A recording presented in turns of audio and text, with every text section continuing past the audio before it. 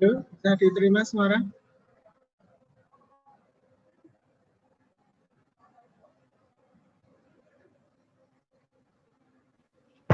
Putus Pak, putus. Putus ya? Oh.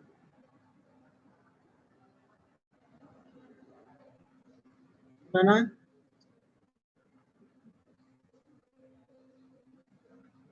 Putus-putus ya suaranya ya? Iya.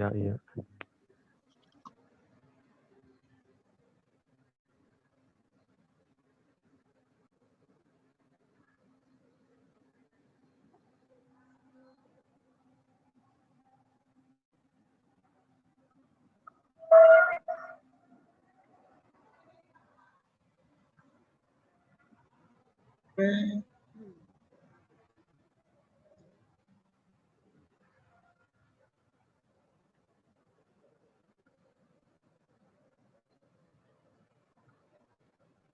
Beri presensi ya teman-teman ya. Udah Pak, udah. Oke, Pak.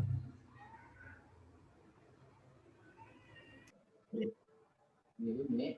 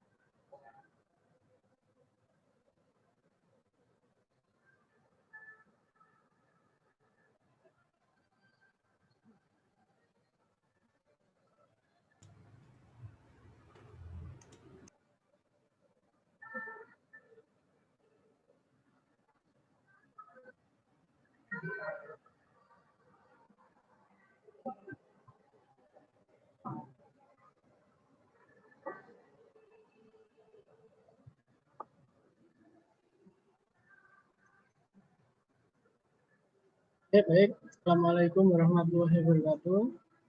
Waalaikumsalam warahmatullahi wabarakatuh.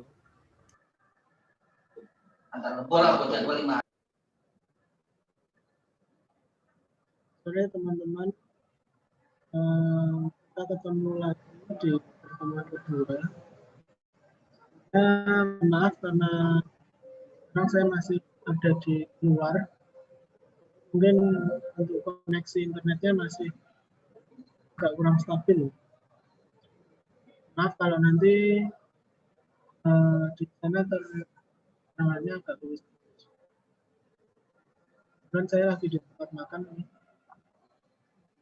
Oke, nggak apa-apa, kita langsung mulai saja di pertemuan kedua ini. Kita akan membahas tentang evolusi dan perkembangan komputer.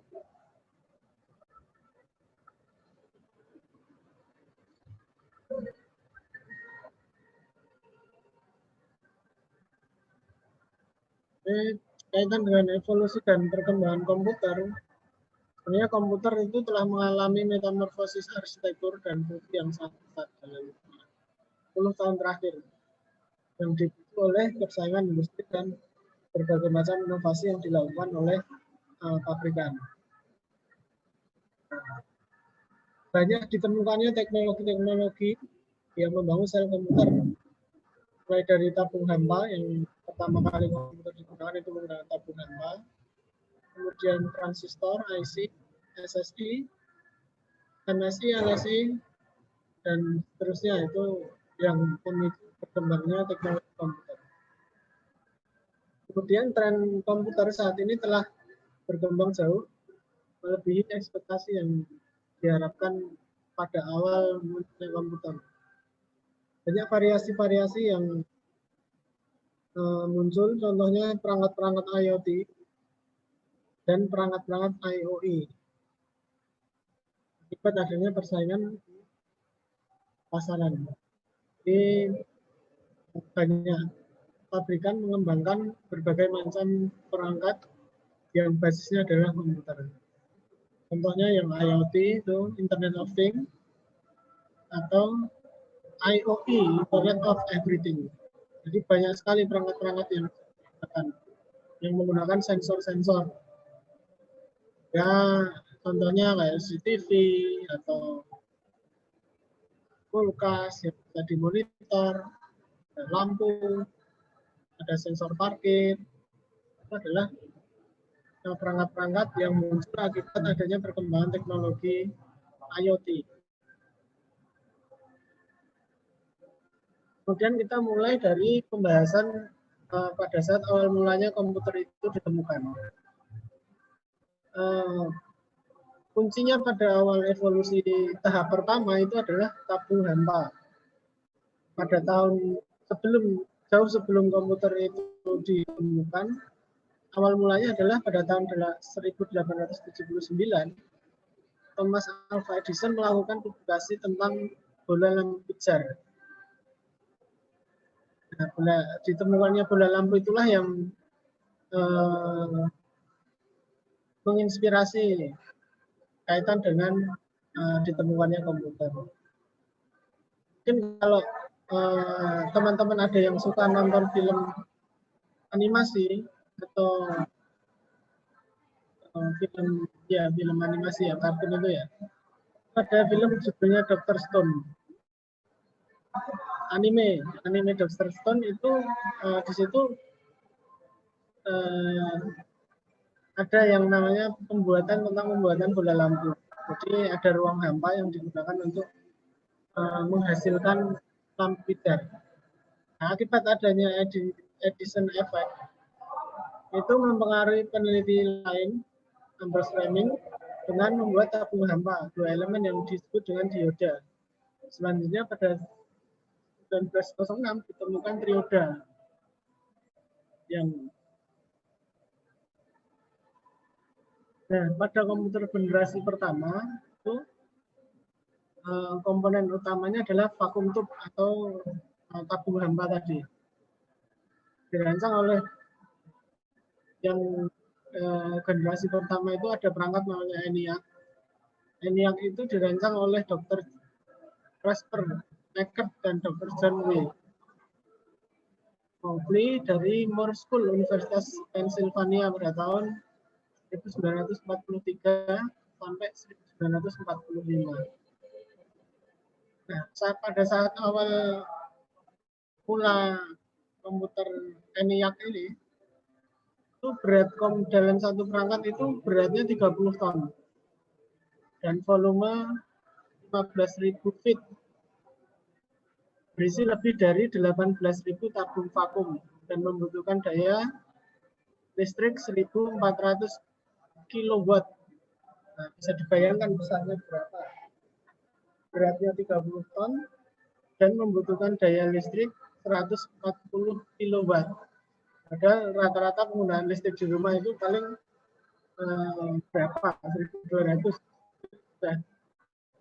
Dan besar ini 400 kW itu hanya untuk satu komputer. Pada saat awal mula ditemukan. Sangat jauh sekali dari ekspektasi komputer-komputer canggih yang ada sekarang.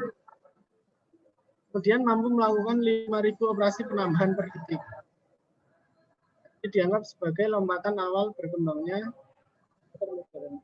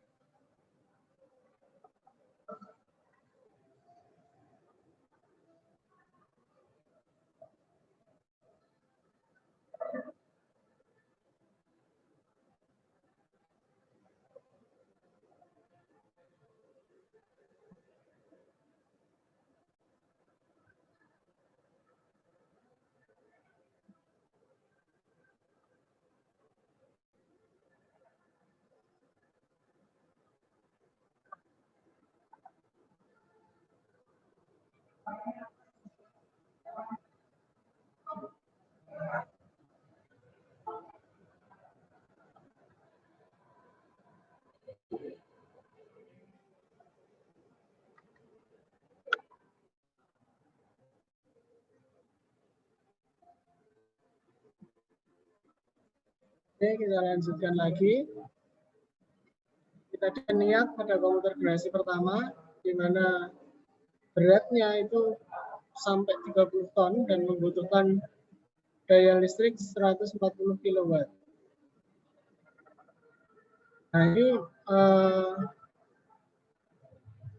komponen utamanya adalah vakum tube atau apa yang disebut tabung hampa.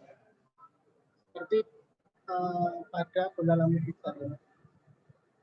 Adalah gambarnya dari komputer pertama kali ditemukan.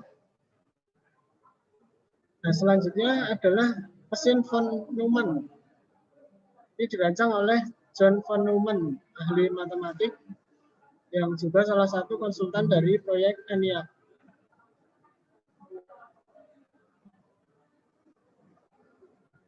Ini juga Dr. von Neumann ini juga merancang komputer EDVAC, Electronic Discrete Variable Computer, pada tahun 1945.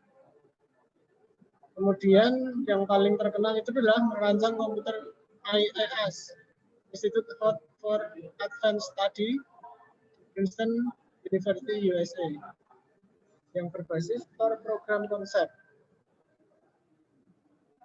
Nah, konsepnya ini adalah memiliki 3 prinsip utama, yaitu data dan instruksi dapat disimpan dalam suatu lokasi dan kemudian disebut dengan memori. Kemudian memori dapat diakses berdasarkan address lokasinya, jadi memorinya bisa diakses dari alamat-alamatnya. Kemudian program dieksekusi secara berurutan.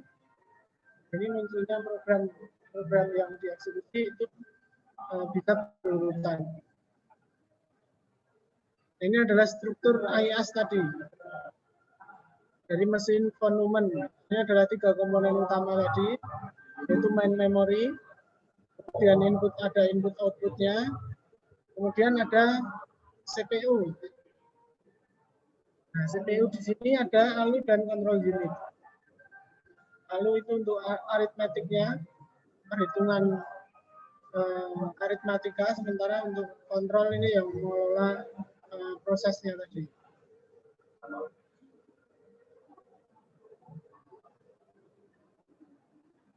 Ini yang kelanjutan dari Dr. von Neumann tadi menciptakan EDVAC. Itu adalah kelanjutan dari ENIAC pada tahun 1947.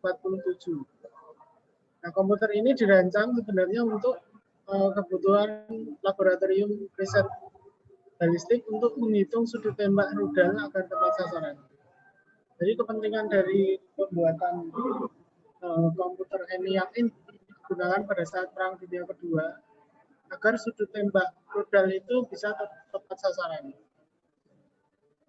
Jadi organisasi komputernya dari EDVAC sendiri itu ada reader, recorder, ada control unit, dispatcher, high speed memory, penghitung, dan timer.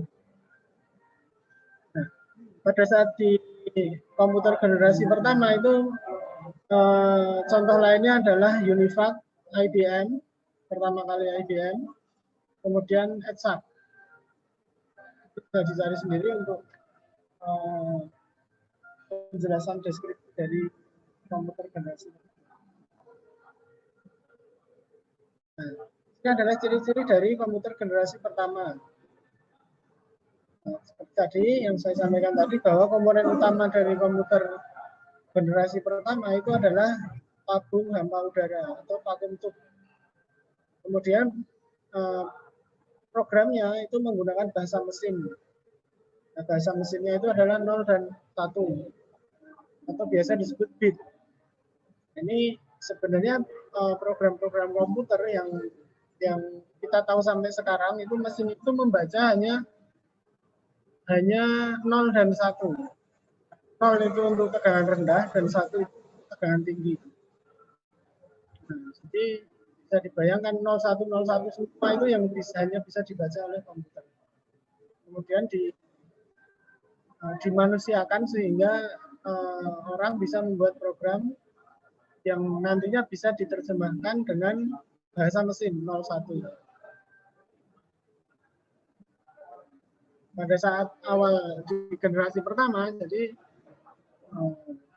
lebih susah sekali untuk memprogram karena programmernya itu menggunakan bahasanya hanya 010101 semua yang bisa langsung dikenali oleh mesin komputernya itu. Kemudian menggunakan konsep store program dan memori utama menggunakan magnetic core storage. Ukuran fisik dan daya listrik yang besar tadi di awal tadi ukuran fisiknya bisa sampai 30 ton dan daya listriknya bisa sampai 1400 kW.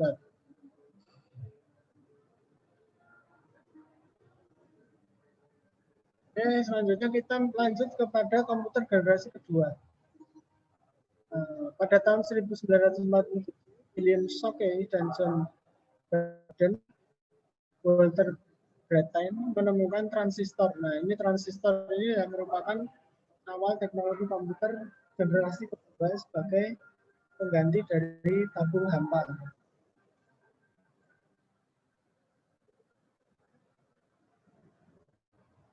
Ini bentuknya seperti ini, komputer generasi kedua. Komponen utamanya adalah transistor. Kapasitas penyimpanan datanya dan instruksinya lebih besar. Ukurannya lebih kecil daripada di komputer generasi pertama.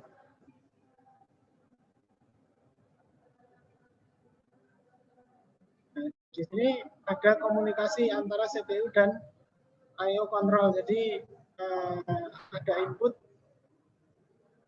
ada jembatan atau komunikasi yang dari CPU ke input outputnya.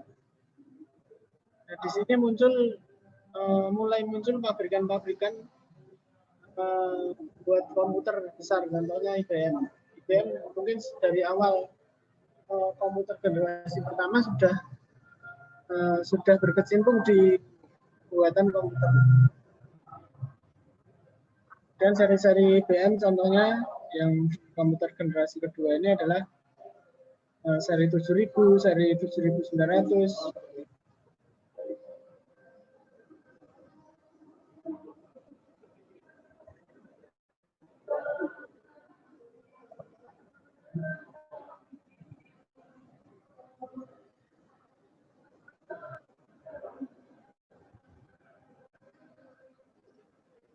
Nah, ini adalah gambar. Contohnya di komputer generasi kedua, di atas ini adalah transistor. Ini sebagai komponen utama dari komputer generasi kedua.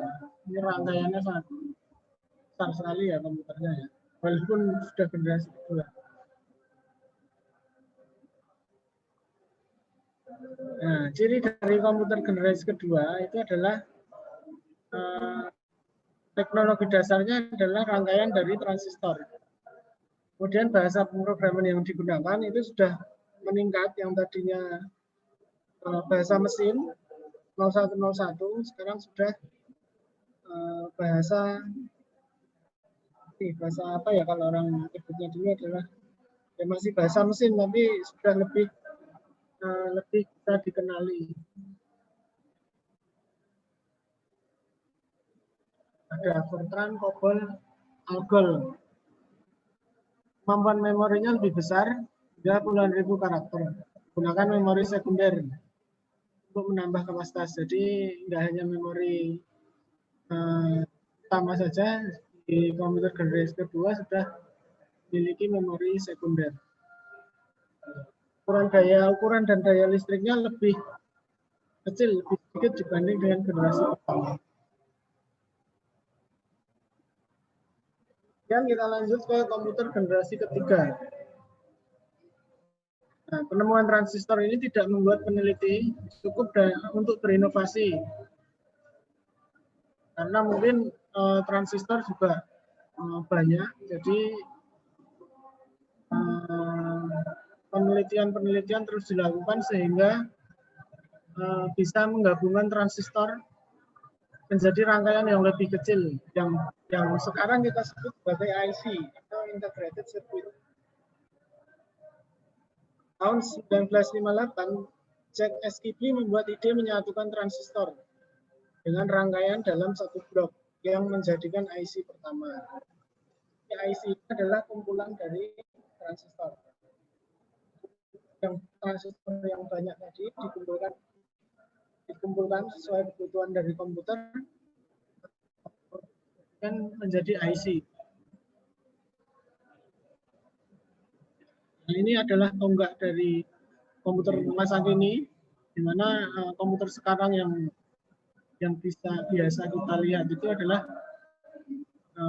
banyak sekali IC yang di dalamnya itu ada ribuan bahkan jutaan transistor. Yang awalnya dari komputer generasi kedua ini transistor yang besar-besar ini dibuat dikumpulkan jadi dalam satu perangkat kecil yang namanya IC. Itu terjadi lompatan inovasi yang sangat besar sehingga muncul gap, makanya disebut di komputer generasi ketiga. Nah, ini komponen utamanya adalah IC dari kelas SiC dan SiC. MSSIC itu adalah Small Scale Integrated Circuit. Kemudian MSIC itu adalah Medium Scale. Jadi ini kaitannya dengan daya tampung IC. Satu IC bisa menampung berapa transistor. Nah, kalau sedikit itu disebut small scale. Kemudian kalau yang medium itu disebut medium scale.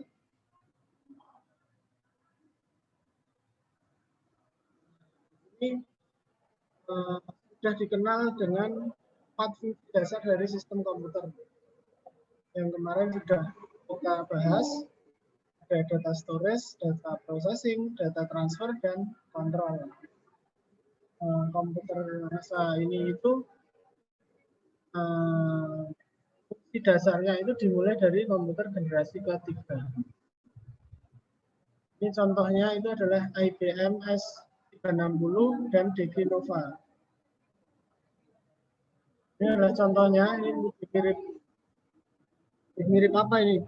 Perangkat listrik ini. Nah, ini gambar dari komputer generasi ketiga. Ini kalau sekarang mungkin malah lebih mirip tempat laundry ini ya. Komputernya juga masih besar, tapi sudah lumayan karena sudah menggunakan IC. Transistornya tidak terlihat besar-besar. Ini komputer di generasi ketiga itu adalah teknologi pembangun rangkaian adalah IC. Tadi sudah saya sampaikan. Kemudian penggunaan sistem operasinya lebih bervariasi tergantung dari pembuat atau dari pabrikannya sendiri. Dan outputnya itu sudah ada grafik dan gambar. Sudah ada fitur multiprocessing dan multiprogramming. Nah, ini sudah mulai ada fitur jaringan. Ini antar komputer satu dengan yang lain itu bisa saling berkomunikasi. Kemudian dayanya lebih hemat. Nah, pada komputer generasi keempat sebenarnya ini tidak terlalu banyak perubahan dari sisi lompatan teknologi karena lebih ke sisi pengembangan dari teknologi IC sendiri. Yang sebelumnya tadi ada SSIC dan MSIC, yang mungkin dalam satu IC itu kurang dari 100.000 transistor. Nah, ini dikembangkan menjadi VLSI, very large. Ini 100.000 sampai 1 juta. Kemudian ULIC, ultra.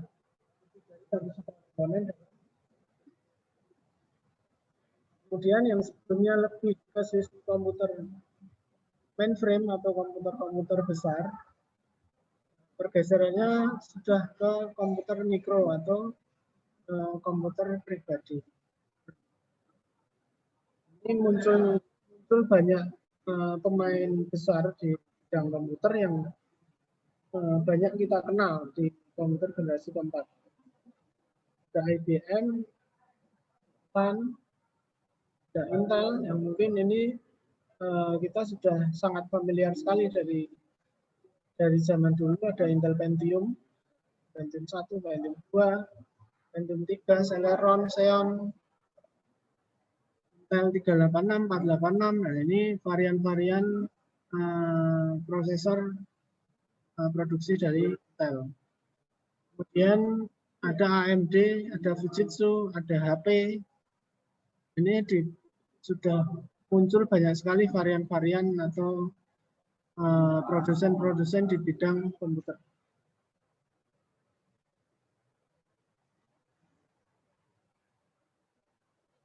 Nah, komponennya apa di komputer generasi keempat? Itu adalah IC atau IC, integrated circuit yang tadi. Yang digunakan adalah LSIC atau large scale integrated circuit, bahkan ada LSC tadi, LIC itu sampai lebih dari 1 juta sirkuit, 1 juta transistor dalam satu IC. Kemudian mulai diperkenalkan teknologi mikroprosesor. Kemudian penggunaan operasi sistem yang lebih baik, sudah ada RAM dan ada ROM, dan diperkenalkannya konsep jaringan. Walaupun sebenarnya jaringan mungkin ada di komputer generasi kedua, di komputer generasi ketiga, tapi mungkin lebih matangnya mulai di komputer generasi keempat.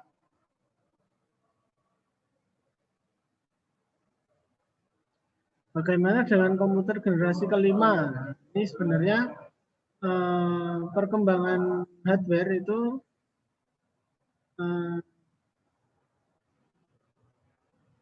paling maksimal adalah di komputer generasi keempat. Di komputer generasi kelima ini lebih ke pada sistem kontennya atau kepada sistem softwarenya. Mana di komputer generasi kelima sampai sekarang itu lebih ke sisi komputer cerdas dengan kecepatan tinggi, mobilitas dan data yang besar. Nah, ini adalah pergeseran dari perangkat keras ke perangkat lunak. Komunikasi mesin ke mesin, seperti yang kemarin sudah dikatakan bahwa di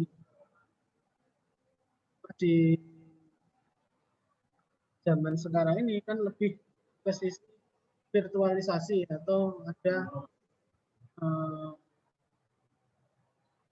cloud, ada virtualisasi, ada clustering. Ini bukan lagi komputer-komputer dengan kecerdasan yang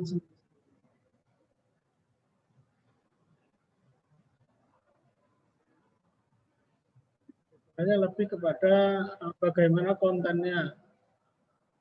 Untuk perangkat kerasnya itu saya rasa lebih perkembangan paling cepat itu adalah di komputer generasi keempat.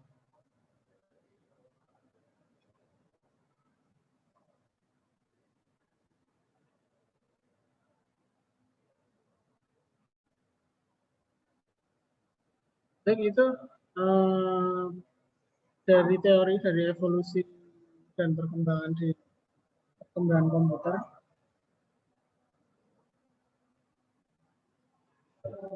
Tadi jelas nggak suara saya di situ? Jelas Pak, jelas.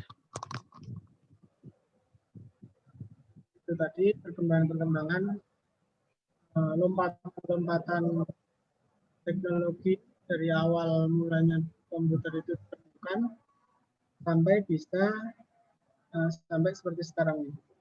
Kalau di kondisi saat ini itu seperti tadi yang saya sampaikan, teknologi hardware itu lebih ke sisi cluster atau jadi banyak resource yang digabung jadi satu,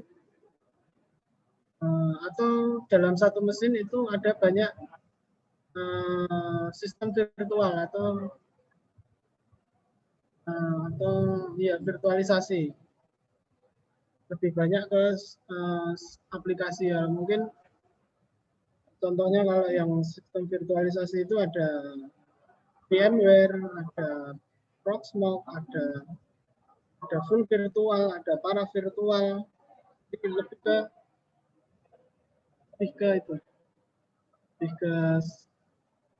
perkembangannya lebih ke OS saja, konten. Sementara untuk teknologi hardware itu mungkin lebih ke sisi kecepatan memori, kecepatan prosesor, kerapatan grafis, ya lebih ke situ. Tapi tidak ada lompatan teknologi seperti lompatan di generasi-generasi tadi. Baik, demikian rekan-rekan, karena ini sudah berkumandang azan. Mungkin pertemuan kedua ini saya cukupkan sekian. Terima kasih. Assalamualaikum warahmatullahi wabarakatuh. Waalaikumsalam warahmatullahi wabarakatuh. Waalaikumsalam warahmatullahi wabarakatuh. Ini untuk materi yang dari kemarin dan sekarang nanti saya kirim via tele ya. Iya, Siap, Pak. Siap, Pak. Oke. Iya, Pak.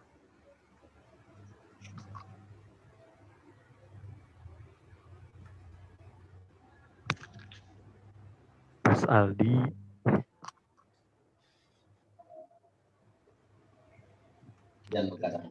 Mbak Nurul baru masuk, Mbak Nurul. Iya, Mbak Nurul baru kelihatan. Woi, itu apa di belakang itu, woi? Baru bisa Jangan masuk. bandrol.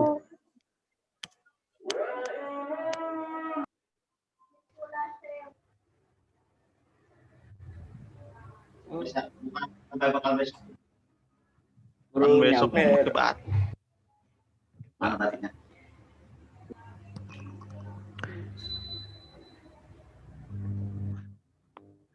Kalau jam Isya apa sih mata ini? Matur habis Isya apa? Iya apa? Itu lupa lagi.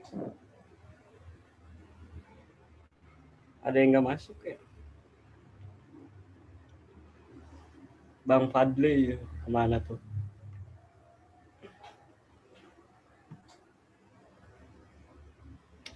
Bang Fadli nggak masuk.